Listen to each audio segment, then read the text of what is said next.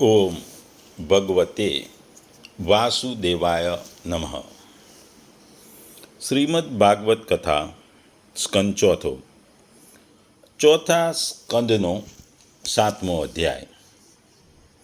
આ 7મો અધ્યાય દક્ષના જે યજ્ઞમાં વિધ્વંસ થાય છે એની જે પછીથી પાછળથી પૂર્તિ થાય છે એની વાત આ અધ્યાયમાં કરવામાં આવી છે. આપણે જોઈએ છે કે યજ્ઞ જે એ દક્ષે કરે તો એમાં કલેશ ઉપજ્યો, એમાં દક્ષનું મૃત્યુ થાય છે, દક્ષને ગળાથી વાળી નાખવામાં આવે છે. આ બધી વસ્તુ જે થાય છે એ આપણે ગયા અધ્યાયમાં જોઈ. આપણા પુરાણોના વાતોમાં કેટલાય યજ્ઞોમાં આવું થયું છે અને પછી આ યજ્ઞ ધીરે પાછળથી એ સાંગોપાંગ પાર ઉતરેલે છે. આવી જ વાર્તા એક આવે છે, આવી જ એક કથા છે. આપણે જાણીએ છીએ પાંડવો કૌરવ સામે જીતી ગયા પછી કૃષ્ણ ભગવાનની આજ્ઞાથી એમણે અશ્વમેઘ યજ્ઞ કર્યો. યજ્ઞ તો પૂરો થઈ ગયો, એમની ચારે બાજુ વાવા થવા લાગી, હજારો લોકો આવ્યા, હજારો બ્રાહ્મણને ભોજન કરાવ્યું, અઢળક દાન દક્ષિણા આપી. આ બધું થયા પછી એમને એવું લાગ્યું પાંડવોને કે એમણે દુનિયાનો સૌથી મોટો યજ્ઞ અને પાછો તે બી શ્રેષ્ઠ યજ્ઞ કર્યો છે, કારણ કે ભગવાન કૃષ્ણ પોતે પણ હાજર હતા. ત્યાં એક અચાનક વિચિત્ર ઘટના બને છે. આ યજ્ઞશાળામાં એક નોળિયો આવેલો હોય છે. આ નોળિયો એવો હોય છે કે એનું અડધું શરીર સોનાનું હતું ને બાકીનું અડધું જે સામાન્ય હોય એવું હતું.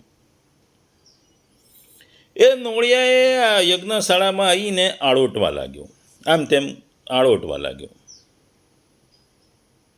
એનો પ્રયત્ન હતો કે એનું પૂરું શરીર સોનાનું થઈ જાય, પણ એણે ઘણા પ્રયત્નો કર્યા છતાં એનું શરીર જે અડધું સોના વગરનું હતું એ સોનામાં ના કન્વર્ટ થયું, કે સોનામાં રૂપાંતરિત ન થયું. એટલે એ નિરાશ થઈ ગયો. નિરાશ થતાં થતાં એણે મનુષ્યની વાણીમાં બોલ્યો કે રાજા, આ તારો જે યજ્ઞ છે, આટલો મોટો યજ્ઞ અશ્વમેઘ યજ્ઞ છે,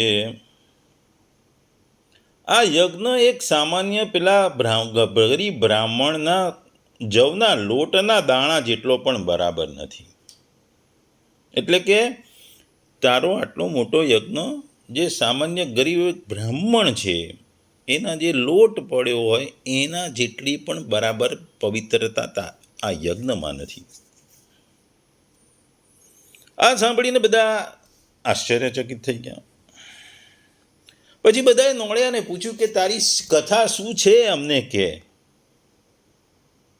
એટલે નોળિયો એક કથા કહે છે. એ કહે છે કે ઘણા સમય પહેલાંની એક વાત છે. ત્યાં એક ગરીબ બ્રાહ્મણ રહેતો હતો. બ્રાહ્મણ અને એની પત્ની અને એના બે બીજા હતા, એક પુત્ર ને એને પુત્રવધુ. આ ચાર સાથે રહેતો હતો. એ પૂજાપાઠ કરતા અને ખેતરમાંથી વીણેલા અનાજના દાણાથી ગુજરાન ચલાવતા હતા. રાજ્યમાં એકવાર ભયાનક દુકાળ પડ્યો, છપ્પનિયો જેવો દુકાળ પડ્યો. આખો પરિવાર કેટલાય સમય સુધી ભૂખ્યો રહ્યો. અંતે થોડા દિવસ પછી એમને જવ મળ્યા, થોડા ઘણા જવ મળ્યા. આ જવનો એમણે લોટ બનાવ્યો અને એનો પછી એને 4 ભાગ કર્યા. એવો આના ભાગ કરીને જેવા જમવા બેઠા ત્યાં એક મહેમાન જે ભૂખ્યો હતો એ એમના દ્વારે આવી પહોંચ્યો. બ્રાહ્મણે પોતાના ભાગનું જમવાનું એ અતિથિને આપી દીધું. પણ આવેલા મહેમાનને એ બ્રાહ્મણના ભાગથી ભૂખ ના મટી. એટલે ત્યારબાદ બ્રાહ્મણની પત્નીએ પછી એના પુત્ર અને એની પુત્ર વધુએ પોતાના ભાગ જે જમવાનો તે અતિથિને આપી દીધો. પોતે ભૂખ્યા હોવા છતાં એમણે અતિથિની સેવા કરી. અતિથિ તો જમીને ચાલ્યો ગયો, પણ પેલા 4 જણ ભૂખના માર્યા મૃત્યુ પામ્યા. નોળિયો કહે છે, હું એ સમયે દરમાં હતો. અતિથિ ગયા પછી જમીન પર લોટના થોડા ઘણા દાણા પડેલા હતા. હું ત્યાંથી પસાર થયો ને એમાં આળોટ્યો, અને તે પવિત્ર ત્યાગના પ્રતાપે આ મારું અડધું શરીર સોનાનું થઈ ગયું છે. ત્યારથી હું એવા યજ્ઞની શોધમાં ફરું છું કે જ્યાં આવું પવિત્રતા, જે બ્રાહ્મણની દાનની પવિત્રતા હોય એવી પવિત્ર યજ્ઞોના ત્યાં હોય તો મારું બાકીનું બી શરીર પણ સોનાનું થઈ જાય. મેં આ ભવ્ય યજ્ઞની વાત સાંભળીને હું અહીંયા આવ્યો. મેં આળોટીને જોયું, પણ મને અહીં લેસ માત્ર ફરક પડતો નથી. આ યુધિષ્ઠિરના યજ્ઞ એટલો બધો પેલા ગરીબ બ્રાહ્મણ જેટલો પણ નથી, એવું એનું કહેવાનો અર્થ હતો. આ વાત સાંભળી યુધિષ્ઠિર અને પાંડવો અને કૃષ્ણ ભગવાન મનમાં વિચારવા લાગ્યા કે આપણી ક્યાં ભૂલ થઈ. એટલે ભાવ અને ત્યાગ યજ્ઞમાં હંમેશા મહત્વના હોય છે. અઢળક સંપત્તિ હોય એટલે દાન આપવું એ દાન નથી, પણ પોતાની પાસે જે હોય એમાંથી જો દાન આપો એ જ મોટી દાનની મહિમા છે. એવી જ વાત અહીં આપણે જોયું કે દક્ષના યજ્ઞની છે.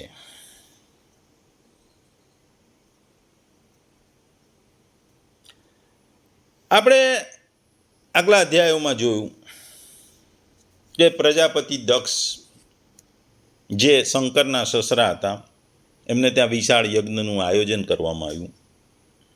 ઈર્ષાને કારણે એમને શિવજી અને સતીને બોલાવ્યા નહીં, બાકી તમામને બોલાવ્યા. સતીને એમ કે મારા પિતાનું ઘર છે એટલે મારે વગર આમંત્રણે જવાનું. સતી ત્યાં જાય છે, ત્યાં અપમાન થાય છે, માતા સતીનું અપમાન થાય છે, એટલે એ ત્યાં અગ્નિમાં દેહ ત્યાગ કરે છે. આ દેહ ત્યાગની ઘટનાને કારણે શંકર ભગવાન શિવ અત્યંત ક્રોધિત થાય છે, અને એ એટલા બધા ક્રોધિત થઈ જાય છે કે એમના ગણો અને એ વીરભદ્રને ઉત્પન્ન કરે છે. અને આ વીરભદ્ર અને એના ગણો ક્રોધિત થઈ દક્ષનું માથું કાપી નાખે છે, અને જે યજ્ઞ છે એને યજ્ઞમાં વિક્ષેપ કરી દે છે. આ બધા થવાથી દેવતાઓ અને અન્ય લોકો ખૂબ હેરાન પરેશાન થઈ જાય છે. આ દેવતાઓ અને બીજા બધા બ્રહ્માજી પાસે જાય છે. બ્રહ્માજી પાસે સલાહ લે છે કે આપણે શિવજીને પ્રસન્ન કેવી રીતે થવા. એટલે બ્રહ્માજી છે કે આપણે શિવ જોડે જવું પડે, શિવને ક્ષમા યાચના કરવી જોઈએ, કારણ કે એ ભોળો છે. શિવ ભોળો છે, એટલે તમે ક્ષમા યાચના કરો એટલે ભોળપણ, એમના ભોળપણથી આપણને માફ કરી દે. એટલે બ્રહ્માજી સાથે દેવતાઓ જ્યારે કૈલાસ ઉપર જાય છે અને એમની માફી માગે છે, એટલે ભગવાન શિવ પ્રસન્ન થાય છે. ભગવાન શિવ પ્રસન્ન થાય છે અને એ રસ્તો કરે છે, અને એની વાત આખા અધ્યાયમાં કરવામાં આવી છે. ભગવાન શિવે બ્રહ્માજીને કહ્યું કે હે પિતા બ્રહ્મ, હું દેવતાઓના અપરાધોની કશી પરવા કરતો નથી, કારણ કે તેઓ બાળકો છે અને મૂર્ખ છે. મેં આ લોકોને સુધારવા માટે આ સજા કરી છે. ત્યારબાદ શિવે દેવતાઓમાં થયેલી સતીઓ જે થઈ એ સુધારવા માટે આદેશો આપ્યા. જે દક્ષનું માથું બળી ગયું હોય છે, કાપી નાખવામાં આવ્યું હોય છે, એને બકરાનું માથું આપવામાં આવ્યું છે. ભગદેવને મિત્રદેવની આંખોથી યજ્ઞમાં પોતાનો હિસ્સો જોવાની શક્તિ મળે છે. પૂષાદેવ પોતાના શિષ્યોના દાંત વડે જ ખોરાક ચાવી શકશે અથવા એમને ચણાનો લોટનો બનેલો ડોક ખાઈને જ સંતોષ માનવો પડશે. જે દેવતાઓના હાથ કપાઈ ગયા હતા તેઓ અશ્વિની કુમારોના હાથનો ઉપયોગ કરી કાર્ય કરશે. બ્રહ્માના પુત્ર અને ઋષિ ભૃગુ બકરાની દાઢી ધારણ કરશે. ભૃગુ ઋષિ જે મહાન ઋષિઓના અધિપતિ હતા, એમણે ભગવાન શિવને યજ્ઞ સ્થળે આમંત્રણ આપ્યું. બધા જ દેવતાઓ, ઋષિઓ શિવ અને બ્રહ્મા સાથે એ યજ્ઞ સ્થળે જાય છે. ભગવાન શિવના આદેશોનું બરાબર પાલન થયા બાદ બલિના પશુનું માથું દક્ષના શરીરમાં જોડી દેવામાં આવ્યું. જેવું આવું કરવામાં આવ્યું તેવો દક્ષ તાત્કાલિક ભાનમાં આવી ગયો. એ ઊંઘમાંથી ને જાગીને ઊભો થયો અને એણે સામે શિવજીને જોયા. દક્ષે શિવજીને જોતા જ તેમના પ્રત્યેની તમામ ઈર્ષાઓ એના મનમાંથી દૂર થઈ ગઈ. એના પોતાની પુત્રી સતીના મૃત્યુની યાદ આવતા એની આંખમાં પણ આંસુ આવી ગયા અને શોકના કારણે ગળે ડૂમો બાજી ગયો. તેથી તેઓ બોલી શક્યા નહીં. પછી એમને પોતાના મનને એકદમ શાંત કરી શિવજીની આરાધના કરવા માંડી, શિવજીની પ્રાર્થના શરૂઆત કરી. દક્ષે શિવજીની સ્તુતિ કરતા કહ્યું કે ભગવાન, તમે મહાન આત્મા છો.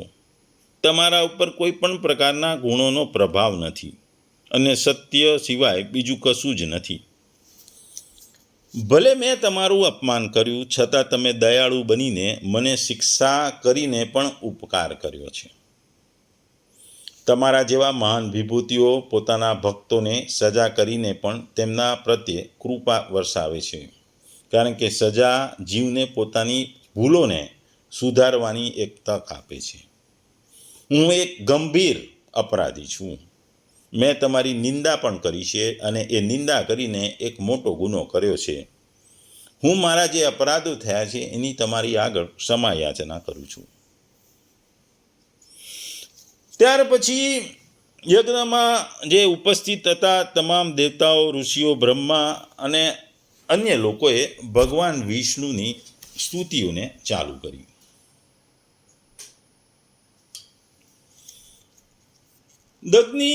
દક્ષની પત્ની પ્રસૃતિએ પણ યજ્ઞ નારાયણની સ્તુતિઓ ચાલુ કરી. ટૂંકમાં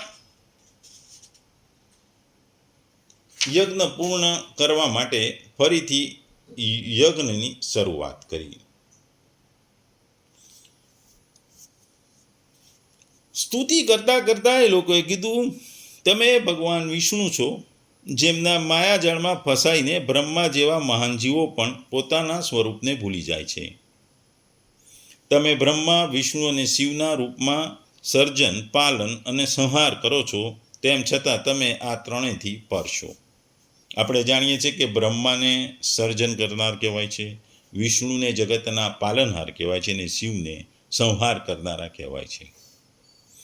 આગળ ઋષિ ભૃગુએ કહ્યું, હે પ્રભુ, તમારી દુર્ગમ માયાથી મૂઢ બનેલા બ્રહ્માદિક સહિતના સમસ્ત જીવો અજ્ઞાન તિમિરમાં સૂતા છે અને તે તમારા તત્વને સમજી શકતા નથી.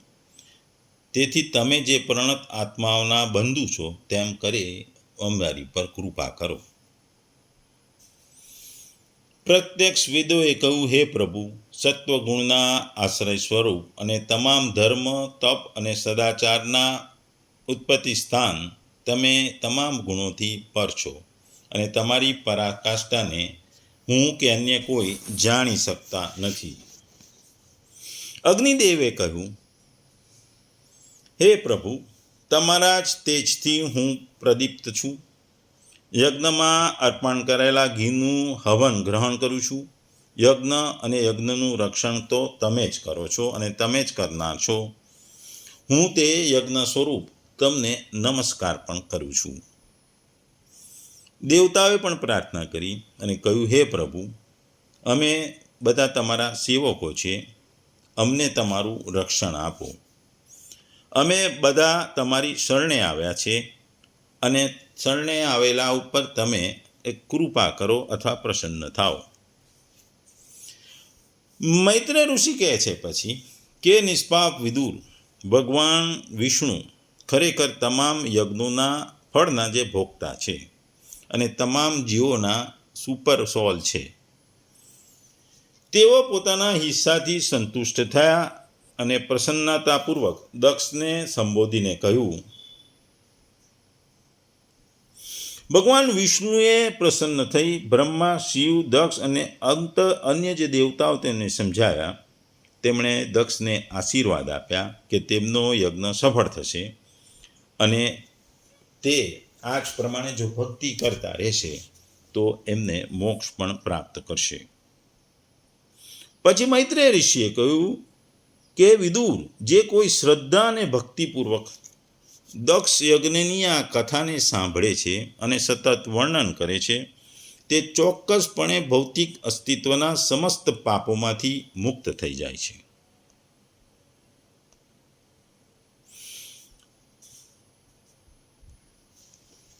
જ્યારે દક્ષની પત્નીએ પણ જ્યારે યજ્ઞની સ્તુતિ કરતા કહ્યું હતું કે હે પરમેશ્વર, આપ શ્રી લક્ષ્મીના નિવાસ રૂપ છો. આપ ભલે પધાર્યા, પ્રસન્ન થાઓ. હું આપને નમસ્કાર કરું છું. આપ શ્રી લક્ષ્મી દેવી સાથે રહી અમારી રક્ષા કરો. હે અધીશ્વર, જે પુરુષ મસ્તક વિનાના માત્ર ધડ રૂપે શોભતો નથી, તેમાં આ યજ્ઞ પણ સર્વગોના યુક્ત હોવા છતાં આપના વિને શોભતો નથી. બ્રાહ્મણોએ પણ સ્તુતિ કરી કે આપ પોતે જ યજ્ઞ, હવિ, અગ્નિ, મંત્રો, દર્ભો, યજ્ઞ પાત્રો, સદસ્યો, ઋત્વિજો, યજમાન અને યજમાનની પત્ની છો. આપ પોતે જ યજ્ઞીય દેવતા, અગ્નિહોત્ર, સ્વદા, સોમ, ઘી અને બલિદાન રૂપ છો. એટલે જે સમજવાની વાત છે એ શરીર એ પંચાયત યતન છે.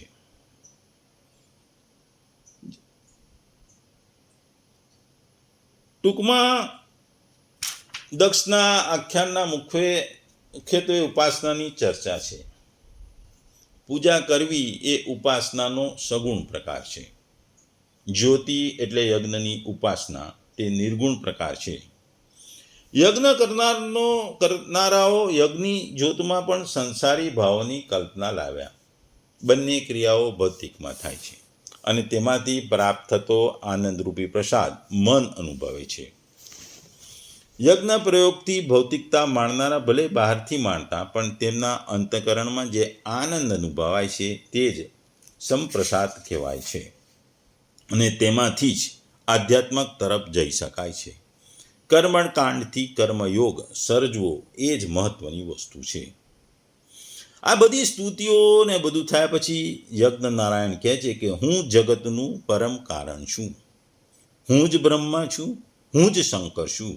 માત્ર ત્રિગુણાત્મક માયાનો આશ્રય કરી જગતના સર્જન, પાલન અને સંહારના કાર્યને અનુરૂપે 3 જુદી જુદી સંજ્ઞાઓને ધારણ કરું છું. મારામાં બ્રહ્મા કે શંકરમાં જે ભેદ જુએ છે એ જ ખરેખર અજ્ઞાની છે. પછી દક્ષે યજ્ઞ નારાયણનું તથા શંકરનું પૂજન કર્યું. સર્વને યજ્ઞ ભાગ સમર્પણ કર્યો. આમ દક્ષના યજ્ઞની પૂર્ણાહુતિથી અને સૌ પોતપોતાના સ્થાનકે ગયા. આ ઉપરથી સમજવાની વાત એ છે કે જેમણે ત્રણેય દેવોમાં એક જ પરમાત્મા રહેલા છે, તેમ મનુષ્યના શરીરમાં પણ 5 તત્વો રહેલા છે. તેથી શરીરને પંચાયતન કહેવામાં આવે છે. પાંચ તત્વોના આ પિંડમાં 5 દેવો રહેલા છે.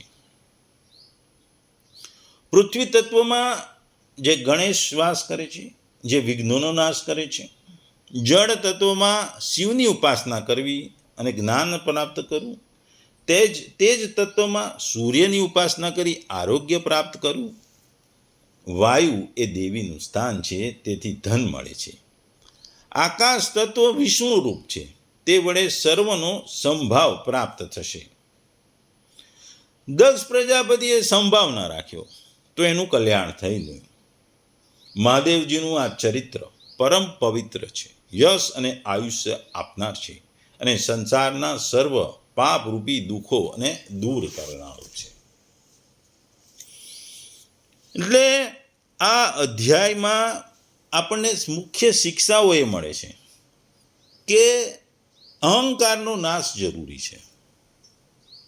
પ્રજાપતિ દક્ષના અહંકાર અને અપમાનજનક વર્તનને કારણે તેમના સમગ્ર યજ્ઞનો વિધ્વંસ થયો. એમને શિવજીના ક્રોધનું ભોગ બનવું પડ્યું. આ ભાગવત કહે છે કે જેના હૃદયમાં ભગવાન વસે છે તે ગર્વ કરતો નથી. આપણે પણ હંમેશા ઘમંડથી દૂર રહેવું જોઈએ. બીજું અહીં દયાનું સ્વરૂપ જોવા મળે છે. ભગવાન શિવ દક્ષ તરફથી ઘોર અપમાન સહન કરીને પણ અન્ય દેવતાઓ પ્રત્યે દયા બતાવે છે. શિવજીનો આપણે સ્વભાવ આશુતોષ એટલે કે જલ્દી પ્રસન્ન થનારા અને ભોલેનાથ સરળ સ્વભાવના છે. તેઓ દુશ્મન પર પણ કૃપા કરે છે, જે સાચા સંતનું લક્ષણ છે. આ અધ્યાય દર્શાવે છે કે તમામ જે યજ્ઞોના ફળના ભોગતા ભગવાન વિષ્ણુ છે. બ્રહ્મા, શિવ અને અન્ય તમામ દેવતાઓ પોતાની પ્રાર્થનાઓ પણ ભગવાન વિષ્ણુની સ્તુતિ કરે છે. ઘણી વખત સજા પણ કૃપા હોઈ શકે. દક્ષ શિવજીની સજાને ઉપકાર માને છે, કારણ કે એનાથી એનો અહંકારનો નાશ થાય છે. આ ભાગવત આપણને એ જ શીખવે છે. ભગવાન અથવા તેમના ભક્તો તરફથી મળતી સજા પણ આપણને સુધારવા માટે જ હોય છે, આપણને યોગ્ય માર્ગ તરફ લઈ જવા માટે હોય છે. ચેતનાનો સિદ્ધાંત પણ અહીં છે. દક્ષની શરીર જે બદલાયું પણ એની ચેતના એની સાથે રહી. આ વસ્તુ દર્શાવે છે કે ચેતના વ્યક્તિગત હોય છે, શરીર સાથે નહીં, પરંતુ આત્મા સાથે જોડાયેલી છે.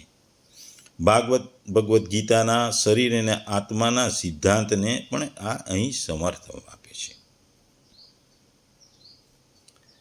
ઇતિહાસમાં આવી બધી ઘણી ઘટનાઓ બની છે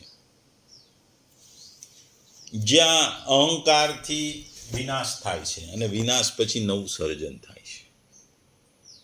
આપણે જોઈએ છીએ કે વાવાઝોડું આવે, પૂર આવે, ભૂકંપ આવે ત્યારે સૃષ્ટિમાં વિનાશનું સર્જન થાય છે. આ વિનાશ પૂરો થાય પછી નવસર્જનની પ્રક્રિયા થાય છે અને એ નવસર્જનની પ્રક્રિયા માનવ હોંશે ભાગ લે છે. આવી જ કથાઓ ઘણા બધા શાસ્ત્રોમાં, ઘણા બધા વેસ્ટર્ન એટલે કે ગ્રીક અને એમાં પણ જોવા મળે છે. આપણે બી જોઈએ, આપણામાં બી યાદ હોય તો ખાસ કરીને જે દુર્યોધનની વાત છે, દુર્યોધનના અહંકારની વાત છે. જે દુર્યોધન પાંડવોનું અપમાન કરે છે, દ્રૌપદીનું અપમાન કરે છે. ભગવાન કૃષ્ણ શાંતિ માટે પણ જાય છે, દુર્યોધન એને પણ ઇનકાર કરે છે.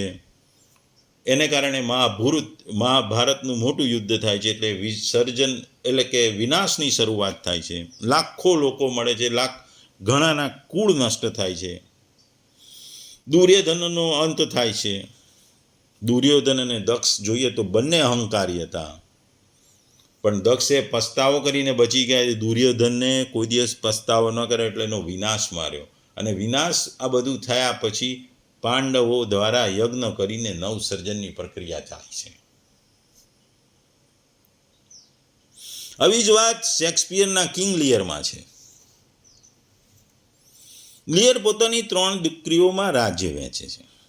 જે વધારે પ્રશંસા એમની કરે એને વધારે આપે.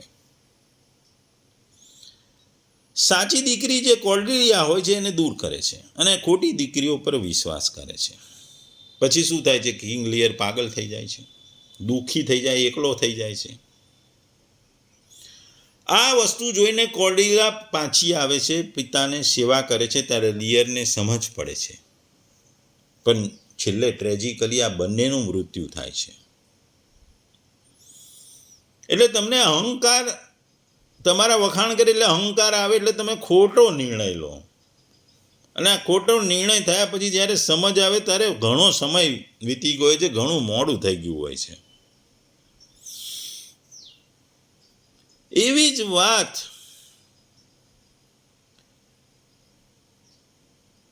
બાઇબલમાં પણ છે. ગોસ્પેલ ઓફ લુક, પ્રોડિજલ સન. એક ધનિક પિતાને 2 પુત્ર હોય છે. નાનો પુત્ર અહંકારીઓ છે, બધાની સંપત્તિ લઈને જતો રહે છે. પછી એ શું કરે છે કે સંપત્તિ મફતમાં મળી હોય છે એટલે વેડફી નાખે છે, અને પાછો ગરીબી અને દુઃખમાં આવી જાય છે. એને એની પોતાની ભૂલ સમજાય છે. એ પાછો પિતા પાસે આવે છે. પિતા શું કરે છે? પિતા એને સજા કરતા નથી, એને પ્રેમથી ગળે લગાવે છે. પછી પિતાની સાથે ગળે લગ્યા પછી એને જે સચ્ચાઈનું ભાન થાય છે, અને પછી પિતા સાથે કામ કરીને એ પાછી સંપત્તિ અને બધું મેળવે છે. એટલે પુત્ર અહીં અહંકાર કરીને ભૂલ કરે છે, પિતા અહીં શિવજીની માફક ક્ષમા કરે છે, અને જે પાછો ફરે છે એ પસ્તાવો છે. જે દક્ષને થાય ને એ માફી માંગે છે યજ્ઞ પૂર્ણ કરવા. આવી કથા ગ્રીકમાં મહાકાવ્યમાં બી છે. ટ્રોજન યુદ્ધ દરમિયાન એગમેનોનની ગ્રીક સેનાનો રાજા હોય છે. એનો એકિલિસ સૌથી મોટો યોદ્ધા હોય છે. એગમેનોન એકિલિસની દાસીને છીનવી લે છે. એ અહંકારનું અને અપમાનનું પ્રતીક છે. આને કારણે એકિલિસ ગુસ્સે થઈ જાય છે, યુદ્ધ છોડીને જતો રહે છે. તેથી એના વગર ગ્રીક સેનાને ખૂબ જ નુકસાન થાય છે. એનો મિત્ર પેટ્રોક્લસ પણ માર્યો જાય છે. આ બધી ઘટના થઈ બી એકિલિસ પાછો આવે છે. એ હેક્ટરને મારે છે. અને કિંગ, જે હેક્ટરના પિતા કિંગ પ્રિયમ, એ આવે છે અને પોતાના પિત્રનું શરીર માગે છે. અને એકિલિસ એનું હૃદય નરમ પડે છે, અને એ દયા બતાવી એના પિતાને એના પુત્રનું શરીર પણ આપે છે. એટલે આ આખો અધ્યાય આપણને એ જ શીખવે છે કે અહંકાર તો કરવો જ નહીં. અપમાન કોઈનું કરવું નહીં, ખોટા નિર્ણયો ના લઈએ. કારણ કે જો ખોટા નિર્ણયો કરીએ, વિનાશ આવે, વિનાશને કારણે દુઃખ થાય, અને દુઃખ પછી જ્યારે સમજ આવે ત્યારે પસ્તાવો થાય. અને પસ્તાવામાં જો તમે ક્ષમા માગીને આગળ વધો તો જ પરિણામ આવે. જે સમજ પછી જો પસ્તાવો ન થાય તો તમે ફરી ભૂલ એ જ કરો.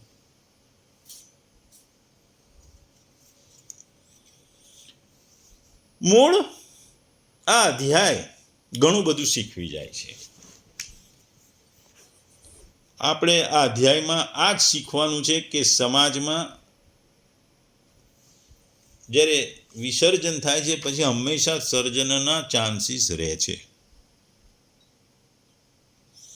મુખ્ય વસ્તુ એ છે કે અહંકાર, જે અહંકાર હંમેશા જિંદગીના કોઈ પણ ક્ષેત્રમાં કોઈ પણ જગ્યાએ વિનાશ કરે છે. આ અહંકારમાંથી તમે બહાર નીકળો અને વિનયથી કોઈની ક્ષમા માગો, ક્ષમા યાચના કરો, તો તમારી જે પુનઃસ્થાપના થાય છે.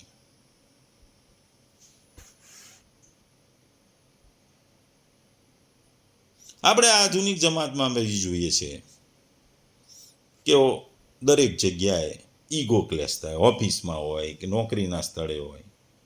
આને કારણે સમાજમાં દરેક જગ્યાએ 2 ગ્રુપ પડી જાય છે.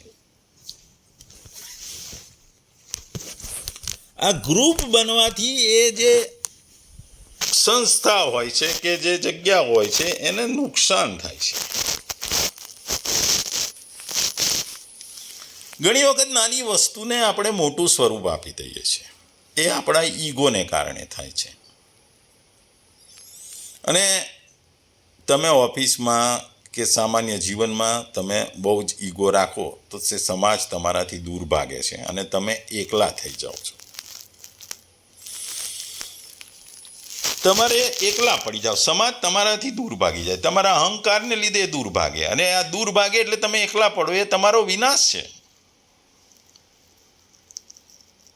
અને કોઈ પણ વ્યક્તિ જોડે વાદ વિવાદમાં ઉતરો, છેલ્લે હંમેશા ક્ષમા આપવાની, માફી આપવાની શક્તિ હંમેશા કેળવવી જોઈએ.